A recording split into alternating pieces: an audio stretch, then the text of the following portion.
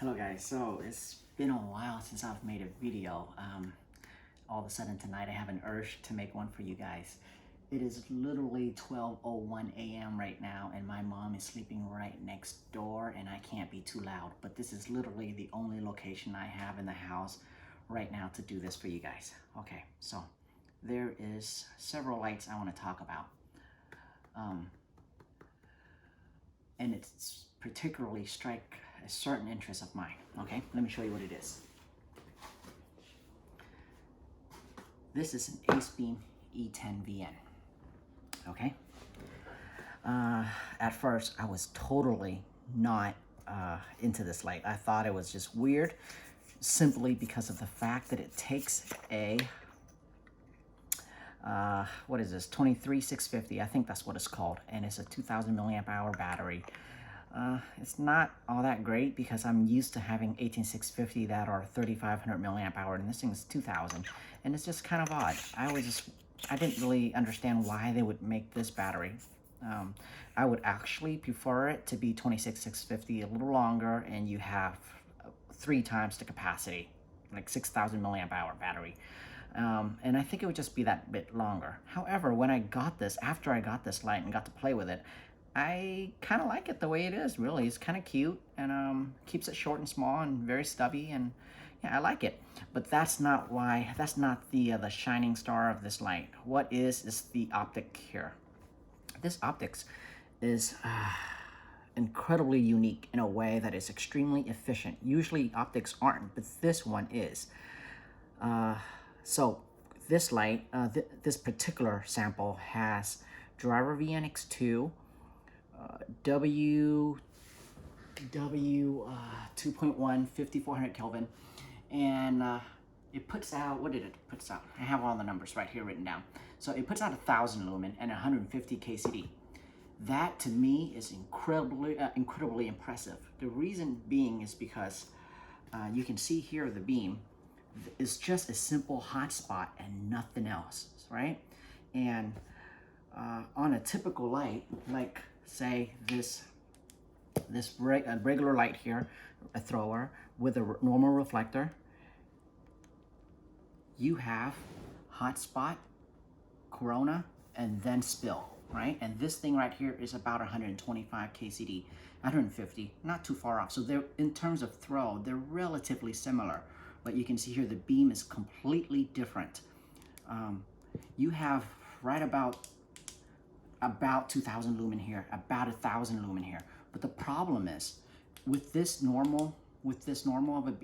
conventional reflector beam, you have all of the output scattered throughout the entire beam. Some in the hotspot, some in the corona, some in the spill.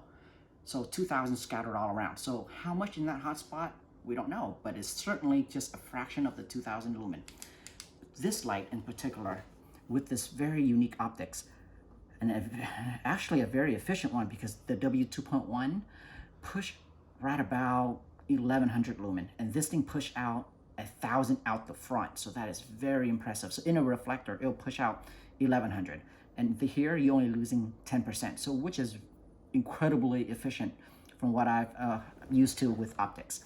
And that right there, you get 100% of that out the front lumen just in that hotspot. So take a minute and think about that, all right? You have a normal reflector light, and then you have this very unique optics that put all of the lumen into a hotspot. But it's not just the hotspot. It's actually hotspot, corona, and then no spill. So that's actually very unique. Most light with an aspheric would put, it's basically a projections of the LED dye. So you get all of the lumen into the shape of an LED dye, and usually they're pretty inefficient. So if you put out, say, 1000 LED lumen into in an aspheric light, you would get maybe at best half the output, but usually even less than that. So you get like 500 lumen in a dye projection without any corona. So you really just get a hot spot. But in this light, you get hot spot and corona. So what it does is it actually lights up the subject and lights up the surrounding around that hot spot. So just incredible. When I got this light, I was like, wow, there's nothing to fault with the Acebeam E10vn.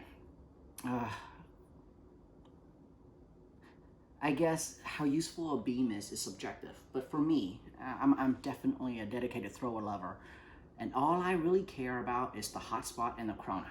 I don't really care about the lumen in the spill. So this does it for me, and so far it's the only optics that does that. That puts all of the quoted lumen into the hotspot and into the corona to light up a large area at a distance, and that's really cool. So I think it's the beam is a step up from normal aspheric, and even LEP included, because LEP you get just the hotspot without any corona. So this, to me, this beam is superior to an aspheric with the dye projection and an LEP with just hotspot, okay? But at the end of the day, it's with a W2.1, with my driver pushing 1,000 lumen, you're really chewing through the battery quite fast. So a 2,000 milliamp hour battery is just doesn't quite have the juice. But it's a really cute light and I like it, okay? Then all of a sudden, out of nowhere, Manker released this light, the MC13vn, okay? And this light is basically my dream come true, okay? And I will tell you exactly why so, all right? Let's just first take a look at this light. It is extremely well made, very nice sturdy pocket clip, which this light doesn't have. I don't know if it has a slip-on one or not, but it's too stubby to be used with a clip anyway. So this one is actually very useful with a clip, and it comes with a an 18350 battery, which is not that big. It's like 1,000 milliamp hours, so it's base 1100. So it's half the size of the 23650 here, but that's all right. Why? Because overall, the light is very, very small, okay? And it has a rear switch. I'm a huge fan of the rear switch, and it's very well made. Look at that stainless rear end with the Tritz insert. Now, there's no Tritz installed, but you can have that installed, and it just looks really nice. Even has a lanyard hole here. This one doesn't even have a lanyard hole attachment anywhere. So this thing has almost all the features I want. If this had a stainless bezel, then yeah, complete dream come true. But as is, I think it's just a wonderful light. And here's the best part about it, okay? Here we go, the 18650 battery handle. Sold separately for 12 bucks, but no, this is really up for the task. You can put all sorts of 18650, but you can go up to, like, say, an LG 3500 milliamp hour, and you will have really good runtime. And look, the size of the light is actually very comfortable to hold. You know, it's 18650 size light, very easy to hold. Of course, the head, they use the same optics, so beam-wise, everything is identical. So the front of the light, they're the same. It's just that now you have greater capacity, easier to hold. You have a nice removable pocket clip that works very well. And it's just, I just really enjoy a rear, it's a smaller light, so it's easier to grip, and I like the rear switch, all right? But that's not the only thing about this light. Okay, so what intrigued me to make this video is actually not just the light. Yes, this light is wonderful, okay? It's everything that I wanted in this light and more here. And okay, first off, look at how handsome it is, right? Isn't it just good looking? Maybe I'm a little obsessed, but I gotta say, this thing is just so handsome, all right? Okay, so moving on. The main reason why I'm sitting here rambling, making this video, is because I think Manker has finally perfected their user interface. And the user interface in this light is so good, dare I say, is possibly even better than Driver VNX2, my own circuit. So you guys know me, I don't really like ramping with infinite variable brightness, but that's just me. And I know a lot of my customers are not into infinitely ramping user interface either. But of course, there are a lot of people out there that does. So, but for me personally, I like discrete level. So Driver VNX2 has always been my go-to driver user interface. And of course I'm biased because it's my circuit, but for the first time, I actually think that the user interface in this light is possibly simpler and even easier, is even better than GyroVN X2. Okay, so let me show you guys. It's basically GyroVN X2 with the ability to adjust moonlight easily on the fly. Okay, so click to turn on, click to turn off. Very simple. Okay, click to turn on, click to turn off. Okay, once the light is on, you press and hold to go through low, medium, and high. Okay, and at any time on, off, or on, if you double click, you get turbo. Right, so that's basically GyroVN X2. Okay, click to turn on, click to turn off, went on, press and hold, will ramp through the different level, 3 level, okay, low, medium, high, and if you double click, you get instant turbo from on or off. So that's basically GyroVN X2. And this right here is the beauty. Okay, if you press and hold from off, you get an incredibly low moonlight. You see that? And when you're in this moonlight level, if you press and hold, you get, let me see if I can show that on camera. You get several different, I forgot the count, but it's probably like 4 different level of moonlight that you can pick from. Okay, so isn't that cool? You get to tailor your moonlight level. So let's say that you left it on the brightest moonlight. I don't know if this is the brightest moonlight or not, but let's pretend that this is the brightest moonlight, right? It has last mode memory. So if you turn the light off and you press and hold again, you will get that last, you get the last moonlight. So you have last mode memory on the main sequence, you get last mode memory on the moonlight, and you can adjust up to, I think it's 4 different moonlight level. And you can, the lowest one is ridiculously low. I have no use for it, but I know you guys love ultra low. So isn't that nice? So basically it's GyroVN X2 with the ability to adjust moonlight on the fly, okay? But that's not all. This is even cooler right here. So look, okay, so from off or on, it doesn't matter. If you triple click it, if you click it 3 times, 1, 2, 3, you go into, I call it the disco mode, okay? And when you're in disco mode, you press and hold, you will go through all the different type of disco, all right? So go to my website, take a look at the manual. I typed up the user interface, but you see what all kind of disco. I think it will always start out, if you triple click, it will always start out at strobe, so that's good. It keeps it very tactical.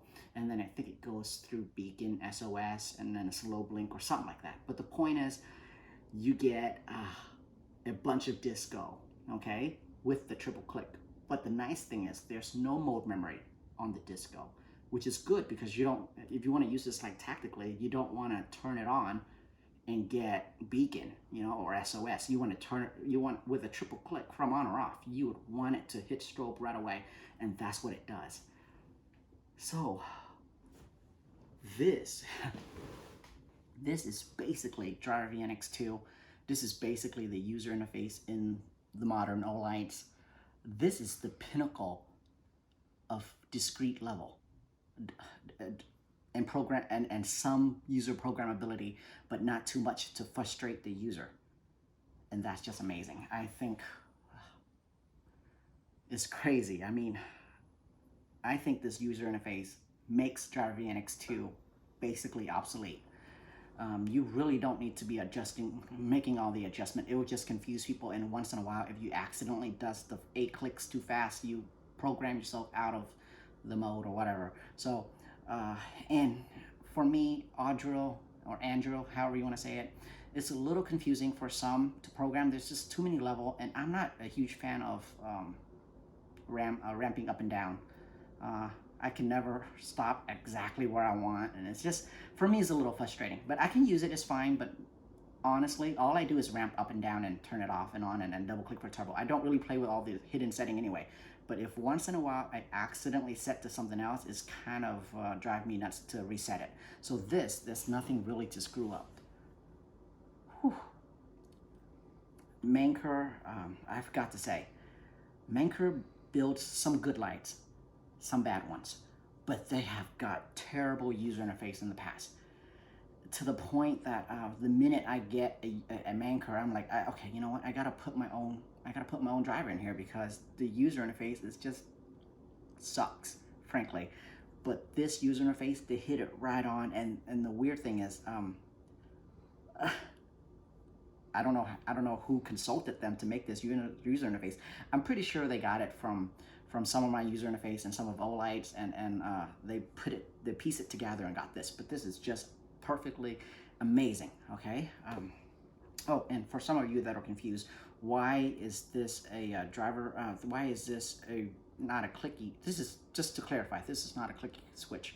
This is actually an E switch. It's just located in the rear, and you can see here that there's internal sleeve. That internal sleeve is what completes the circuit as an E switch to the front of the light.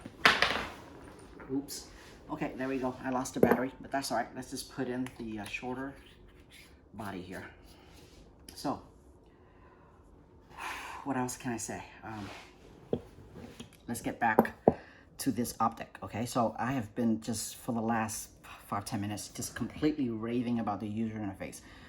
But aside from that, what can I fault about this light? It's just wonderful. You have a light that's so small. What does this thing puts out? I have the numbers right here. This specific sample right here with the original driver, but boosted. I modified the driver for extra boost, and with a W2.1, I got at 2 seconds, okay? I got 10,060 lumen and 152 KCD. So basically, the performance they're both about the same performance. So Manker put a really good circuit in this light that equals to the driver VNX2 in the E10vn. But the best part, here's the best part. This freaking light costs 90 bucks, okay? This thing right, with the W2.1, with the modded driver, okay? Is $90 and this is $12, okay? The E10vn is $115 and you don't, there is no choice for another extender. Oh, okay, so at this point, man, I hate to say this because I love the E10. I've been carrying it since I got it and I bring it everywhere. But for me, now that this wonderful user interface comes out with the 18650 body, and honestly, I think it's better looking, and it's just this light was really nice, really good. I love it, but I think that the MC13vn just basically made it obsolete. I love it. That's nothing else I can say. It's just that good of a light. I usually don't really rave about a light all that much, but this light, the user interface, the physical design, everything looks good. The only thing that I can possibly nitpick is this. Yes, I understand that some of these prints has to be there for legality, but I hate it, okay? I don't like all that excessive prints, okay? But yeah, other than that, and it has kind of a good heft. Yeah, they're about the same.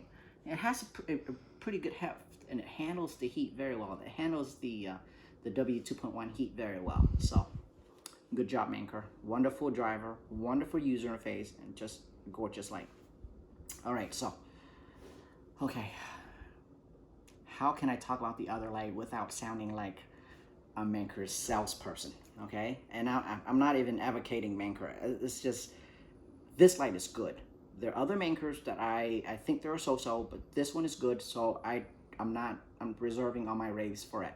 All right, and here's another one, and which I think is excellent also. So let me calm down a little bit. I think I've been a little too loud, and I might be disturbing my mom on the other side. So let me calm down a little bit. Take a little breath. All right. Okay. Next slide. Here, they're basically the dream pair. Okay. So Manker E14 version 3. All right. This one's brand new out the box. Just so that we get the numbers out of the way, this one, as factory, with a Samsung 351 6500 Kelvin, I measured 3000 lumen and 10 KCD. So 10 KCD, yes, totally flutter, all right? And that's a factory circuit, not boosted or anything. Yes, I have plans to have it boosted for more output, but that's aside from the point. Let's take a look at the light, because it's really a really good light from the factory. It's like $55 or something. But so basically, it's this light, okay? But the flutter version, the quad flutter version, okay? And the same 18650 would screw right on. So this is an excellent EDC. All right, so the same thing that I can rave about this light, I can rave about this one. It has the same user interface, so obviously I'm in love with it because the user interface, yeah, it's wonderful. It has the same, it's the same interchangeable bodies, which is really nice. But here's something that I think a lot of company are kind of missing out. How should I say this? Aesthetically, the FW3T from LumenTop is a really nice light. I love that light. Oh, the E07 copper titanium version, I love that light also from Manker. Or is that? No, the E07 is a Fireflies, right? Fireflies E07. Yeah, and the Manker MT07. The no, they don't have a copper TI version. So it's just the FW3T from LumenTop and the D4S VNV2 from MSR. So those lights, for example, has a titanium body and a copper head, which is pretty good because you definitely want a copper light engine. You definitely want a copper light engine. Once you have a copper light engine, you could do all sorts of magic, okay? You can solder bond the copper MCPCB directly to it, and it's really handle heat that much better. As a matter of fact, titanium is so bad at handling heat that I built a what light was it? Okay, an FW3T full titanium, and I put 4 quad W2 LEDs in it, and the light actually could not handle the heat because the LED would overheat and tint shift to purple, and basically the LEDs would be dead in like a minute at most. Maybe not even a minute, like maybe 25-30 seconds, the LED would be toast. But the minute I put the same circuitry setup into a copper head instead of full titanium, the light works fine. So that clearly shows how good copper handles the heat. And then the immediate bottleneck, and then it distributed somewhat okay to the titanium body. But really, titanium is not ideal. Titanium is just nice because it's strong, it's good looking, and it's an exotic metal, I guess. But aluminum and copper is really the way to go, because now you have a light that heat sink very, very, very well at the copper, and then transfer heat very well also out to the aluminum, and it keeps the weight down. So look at how small it is, okay? Wonderful user interface, copper head, nice traditional quad optics now. They're using the Carlo now. They're not using the proprietary quads, the optics that they have that I didn't like. This is the traditional Carlo. And the cool, it even comes with a quad green glow-in-the-dark gasket. So for 55 bucks, oh my God, this is the best quad ADC flutter, in my opinion, with how nice it is. And you have the ability to, and it even comes with a battery. So it doesn't come with the 18650. In a way, I think, well, not everybody wants an 18650, but I certainly would want one. But the point is, it's 12 bucks, not that bad. And 12 bucks is just not the extender. It actually comes with the switch mechanism and everything. So that's pretty reasonable. And the clip for 12 bucks. So that's a really good price. This is almost a sin if you buy the MC13 and not the E14 version 3, okay? If you buy one of these two, you just kind of have to buy them both because they're kind of a dream pair. And you know, I'm not trying to sell you guys these lights. If you don't want to buy the modded version because they're quite pricey, quite a bit more pricey than the stock version, then just buy the stock one, because the stock lights of both are very good. All right, I better shut up and before my mom comes out and start bitching. So to recap everything real fast, this optics is wonderful. I honestly hope that someone out there, this optics is perfected for the Ashram W2, all the Ashrams, but what I really, and for me at this point, is superior in as far as dedicated thrower goes, is superior to regular reflector, okay? It would be very nice, whoever that made this optics, make a bigger one into, I don't know, 2-3 inch, okay? And have it work for the SBT 90.2 LED. So we can have a 4500 lumen thrower with just hotspot and corona. Just imagine that, okay? Imagine that. Take a minute and think about it. If we can, if someone make this optics larger, okay, and it works with the SBT 90.2 LED, that will focus true out 4500 lumen out the front, and put that just into the hotspot and the corona, you will have a dream thrower. Literally, you have this, something like this, but bigger. And yeah, that would be my dream big full-size thrower. Anyhow, we'll see. Someone's gonna do it. Someone will do everything at some point, but I have not made a video in a long time. But this light, oh, dream light. All right, that is it. Checking out. Thanks for tuning in and listening to me ramp. Yes, I got a lot of complaints that I talk too much and I don't show the beam shots. That's okay. We'll do that tomorrow night, because I've been ramping for the last half an hour and I'm tired and I need to go to sleep and get some rest. I actually have a minor migraine right now, so tomorrow night we'll do the night beam shot, and then I will show you the difference between 2000 lumen versus 1000 lumen, and how much all the lumen into the hotspot versus only a fraction of that output in the hotspot. Reflector versus optics, okay? I think this is called TIR, total internal reflection, maybe, I think. So we'll see the difference between the two optics, okay? Tomorrow, beam shot. And we'll see how nice of a flutter the E14vn version 3 is. Okay, wait, one more thing.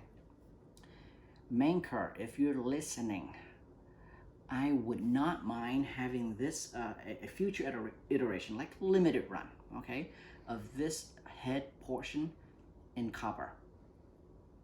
Give us a stainless bezel, okay, paired with this, paired with the regular body, aluminum black body. I would have possibly a continuous, maybe not continuous, but a really long runtime thrower that handles the heat exceptionally well. And I don't really care about dropping the light, but it would be just nice to have a stainless bezel, just so that it will complement the rear stains. But you know, for now, that'll be that. All right, guys, have a good night.